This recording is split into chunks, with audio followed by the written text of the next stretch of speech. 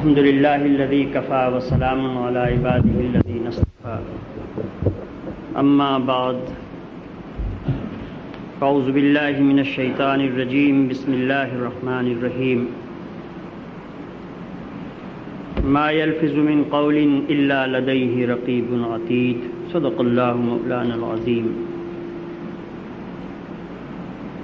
رب اشرح لی صدری ویسر لی امری واحلل عقدۃ من لسانی یفقہوا قولی۔ بھائیو، دوستو اور نوجوان ساتھیو، آج کی گفتگو کا موضوع آفات لسان ہے۔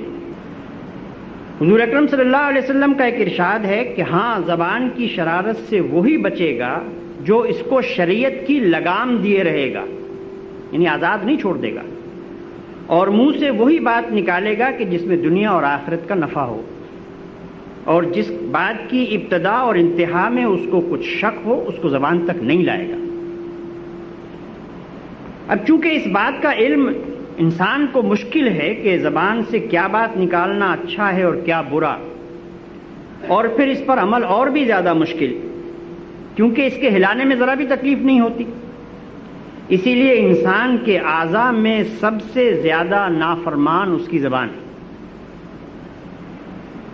چونکہ زبان کی وجہ سے انسان کو بڑے خسارے کا اندیشہ ہے، اس سے بچنے کی صورت بجز سکوت اور خاموشی کی اور کچھ نہیں، اور اس بات کو نبی اکرم صلی اللہ علیہ وسلم نے ایک انتہائی مختصر سے جملے میں اس طرح سے واضح فرمایا کہ اگر اس پر ہم غور کریں تو بات دل کے اندر اتر جاتی ہے۔ آپ نے فرمایا من صمت نجا، جس نے خاموشی اختیار کی وہ نجات پا گیا۔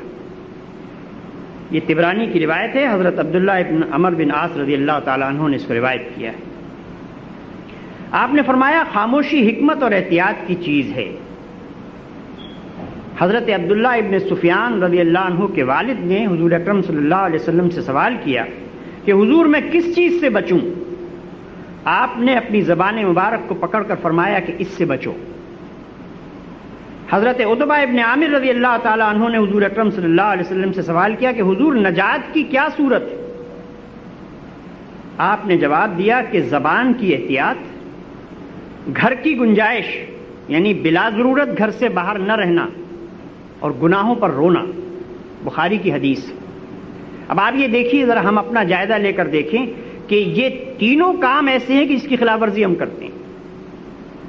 زبان کے معاملے میں انتہائی بے احتیاط، گھروں میں ہمارا دل نہیں لگتا، زیادہ وقت ہم باہر گزارنے کی کوشش کرتے ہیں، اور گناہوں پر رونے کا تو سوال ہی پیدا نہیں ہوتا، الا ماشاء اللہ، شاید ہی کوئی شخص ایسا ہو کہ جس کو کبھی یہ توفیق ہوتی ہو، جبکہ حضور اکرم صلی اللہ علیہ وسلم نے ایک اور ارشاد میں فرمایا کہ اللہ رب العزت کو یہ دو قطرے بہت زیادہ پسند ہیں، ایک وہ جو شہید کے خون کا قطرہ جو اس کی راہ میں گرتا ہے، اور ایک وہ آنسو کہ جو گناہگار کی آنکھ سے بہتا ہے جبکہ وہ اللہ کے خوف سے روتا ہے اور اس کو اپنے گناہ پر ندامت ہوتی ہے۔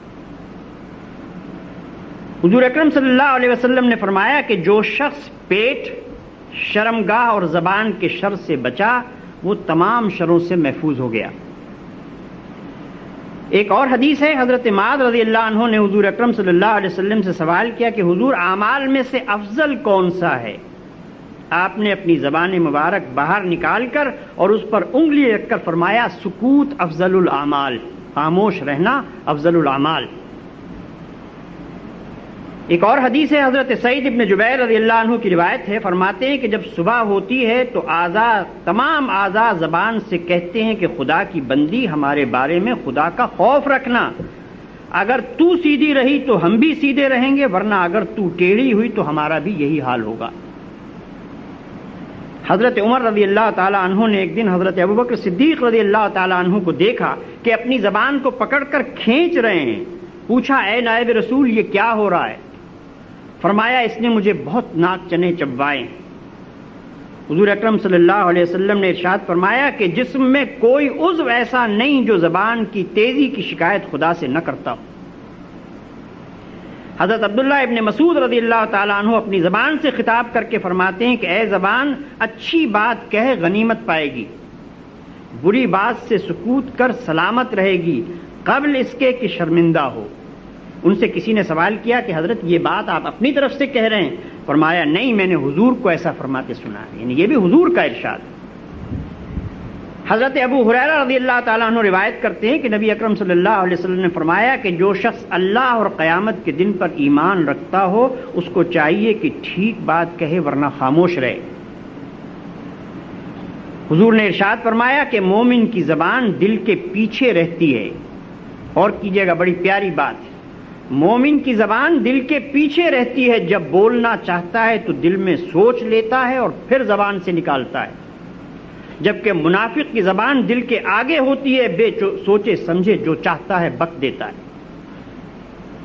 ایک صحابی کا قول ہے، حضرت عبداللہ ابن مسعود رضی اللہ عنہ فرماتے ہیں کہ زبان سے زیادہ کوئی چیز قید میں رکھنے کی محتاج نہیں۔ حضرت حسن رضی اللہ عنہ فرماتے ہیں کہ جس نے اپنی زبان کو نہ روکا اس نے دین کو نہیں سمجھا۔ امام اوزاعی رحمۃ اللہ علیہ فرماتے ہیں کہ ہم کو حضرت عمر بن عبدالعزیز نے لکھا کہ جو کوئی موت کو بہت یاد کرتا ہے، دنیا کی تھوڑی چیز پر قناعت کرتا ہے، اور جو اپنے کلام کو بھی عمل تصور کرتا ہے وہ بلا ضرورت کم بولے گا۔ بعض اکابر کا قول ہے کہ سکوت سے یعنی خاموشی سے آدمی میں دو خصلتیں جمع ہوتی ہیں، دین سلامت رہتا ہے، اور دوسرے وہ مخاطب کی بات کو اچھی طرح سمجھتا ہے۔ ہم اپنی بات تو سمجھانا چاہتے ہیں، بولتے رہتے ہیں، دوسرے کی بات کاٹ کے بیچ میں بولتے ہیں، لیکن اس کی بات سننے کی ہم کوشش نہیں کرتے، اور اس کی وجہ سے اکثر اوقات غلط فہمیاں پیدا ہوتی ہیں، غلط فیصلے ہوتے ہیں، اور لوگوں کے درمیان رنجشیں پیدا ہوتی ہیں۔ ایک عالم اور زاہد ربیع ابن خثیم، ان کا یہ معمول تھا کہ 20 سال تک جب بھی کوئی بات اپنی زبان سے نکالتے اس کو لکھ لیا کرتے تھے، اور شام کو اپنے نفس سے اس کا محاسبہ کرتے تھے کہ کیا بات صحیح زبان سے نکالی تھی اور کیا غلط نکالی تھی۔ ہم ایک دن کبھی کوئی ایک دن لے لیں، چھٹی کا دن لے لیں، کسی ایک دن ذرا سا یہ ایکسرسائز کر کے دیکھیں، اندازہ ہو جائے گا کہ ہم دن بھر میں کتنے الفاظ، کتنے جملے، کتنی باتیں زبان سے ایسی نکالتے ہیں کہ جو نہ معلوم کتنے فساد برپا کر دیتی ہوں گی، اور اس سے اللہ رب العزت کی کتنی ناراضگی ہم مول لیتے ہوں۔ امام غزالی رحمۃ اللہ علیہ فرماتے ہیں کہ سکوت کے 3 فائدے ہیں۔ ہمت اکٹھی رہتی ہے، آدمی کو فکر نہیں ہوتی کہ دنیا اور آخرت میں کسی کو جواب دینا ہے، کسی کے بارے میں کوئی بات ہی نہیں کی تو جواب دہی کیا کرنی۔ ذکر، فکر اور عبادت کی فرصت میسر ہوتی ہے، اور تیسرے روب قائم رہتا ہے، آدمی جب تک بولتا نہیں ہے اس وقت تک اس کی شخصیت کی کمزوریاں جو ہیں وہ ظاہر نہیں ہوتی، اس کا روب قائم رہتا ہے۔ کلام کی 4 قسمیں ہیں، یہ جو الفاظ ہم اپنی زبان سے نکالتے ہیں اس کی 4 قسمیں۔ ایک وہ ہے جس میں نقصان ہی نقصان، لہذا اس سے تو سکوت ضروری ہے۔ دوسرے وہ ہے جس میں نفع اور نقصان دونوں ہیں، اس میں بھی سکوت ضروری ہے کہ نہ معلوم کب نقصان ہو جائے۔ تیسرے وہ ہے جس میں نہ نفع ہے نہ نقصان، جس کو ہم مستحب کہتے ہیں، مباح کہتے ہیں، لیکن اس میں بھی وقت کا ضیاع ہے، اور جو نقصان بھی ہے اور گناہ بھی ہے۔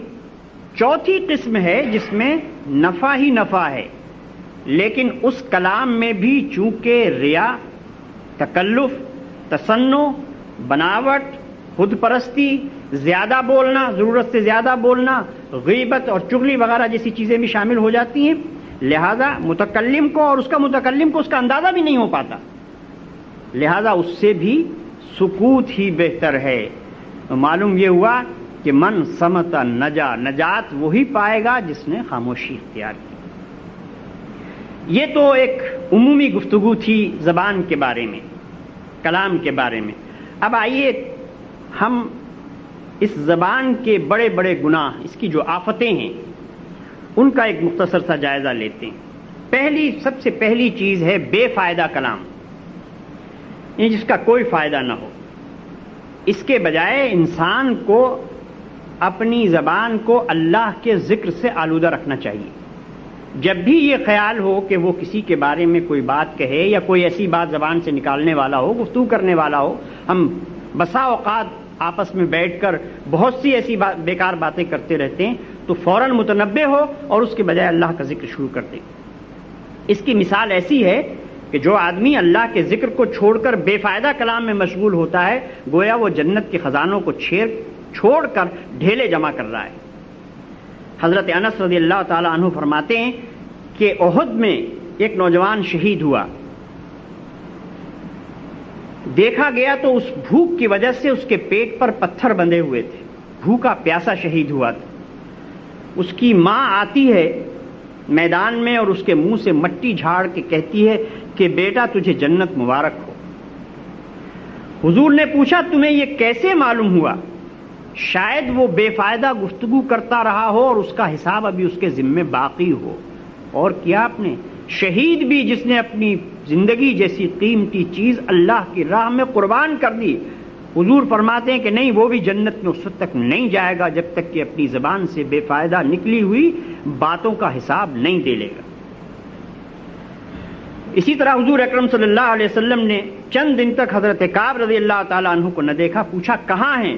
جواب ملا کہ بیمار ہیں۔ آپ عیادت کے لیے تشریف لے گئے اور فرمایا اے کعب تجھ کو خوشخبری ہو۔ اب نہ معلوم حضور کس چیز کی خوشخبری دے رہے تھے۔ والدہ نے ان کی سنا تو فوراً کہا کہ اے کعب تجھ کو جنت بے روک ٹوک مبارک ہو۔ حضور اکرم صلی اللہ علیہ وسلم نے سوال کیا کہ یہ کون ہے جو اللہ پر حکم لگاتی ہے؟